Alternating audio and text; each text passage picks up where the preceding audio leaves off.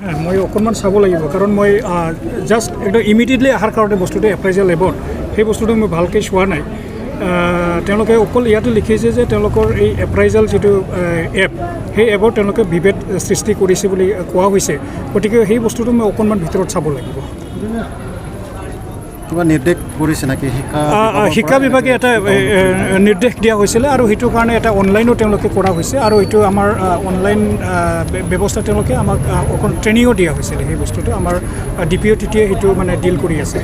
গতিকে সেইটো মই অলপ পিছতে সেইটো চাই লওঁ আৰু আমাৰ BTC কৰ্তৃপক্ষৰ লগত আলোচনা কৰি নিশ্চয়কৈ ইয়াতে যিটো স্মাৰক পত্ৰ তেওঁলোকে দিছে তো সেইটো আমি আমাৰ BTC চৰকাৰৰ লগত আলোচনা কৰি আমি নিশ্চয়কৈ এইটো আমাৰ MD ছাৰেই হওক বা আমাৰ ছেক্ৰেটাৰী ডিপাৰ্টমেণ্ট অফ স্কুল এডুকেশ্যনক আমি জনাই দিম।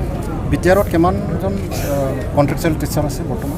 কণ্ট্ৰেকচুৱেল টিচাৰ বৰ্তমান একজেক্টলি সেই ফিগাৰটো মই ক'ব নোৱাৰিম, কিন্তু টোটেল আমাৰ ভেকেঞ্চিটোহে মই এতিয়া জানো। ভেকেঞ্চি আমাৰ হয় 2600 চামথিং। আমাৰ ভেকেঞ্চি কিন্তু 200 মান আছে, 34 আছে হয় এতিয়ালৈকে কণ্ট্ৰেকচুৱেল টিচাৰ।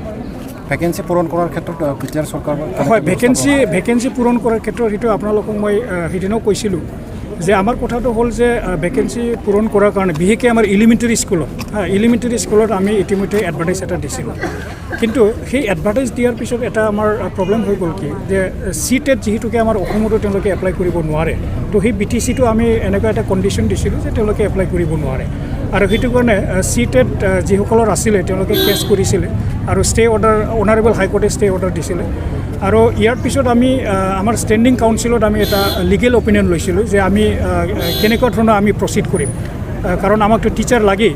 তো সেইটো কাৰণে আমাৰ ষ্টেণ্ডিং কাউন্সিলে এটা লিগেল এডভাইচ দিছিলে যে ইমিডিয়েটলি আপোনালোকে এটা কাম কৰিব যে এই যিটো আমাৰ এডভাৰ্টাইজমেণ্ট সেই এডভাৰ্টাইজমেণ্টটো আপোনালোকে বাতিল কৰিব। বাতিল কৰাৰ পিছত মানে টেট পাতিব লাগে আমাৰ কাউন্সিল এৰিয়াত।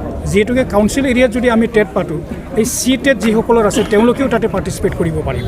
গতিকে সেইটো কাৰণে আমি অসম চৰকাৰৰ লগত ইতিমধ্যে আলোচনা কৰা হৈছে, আমাৰ BTC চৰকাৰো আলোচনা কৰিছে আৰু ইতিমধ্যে আমাৰ 3বাৰ এইটোৰ সম্পৰ্কে আমাৰ মানে টেট এম্পাৱাৰমেণ্ট কমিটি আছে, তাতে আমাৰ প্ৰিন্সিপাল ছেক্ৰেটাৰী আমাৰ ওৱান অফ দি মেম্বাৰ কাউন্সিলবিলাকৰ।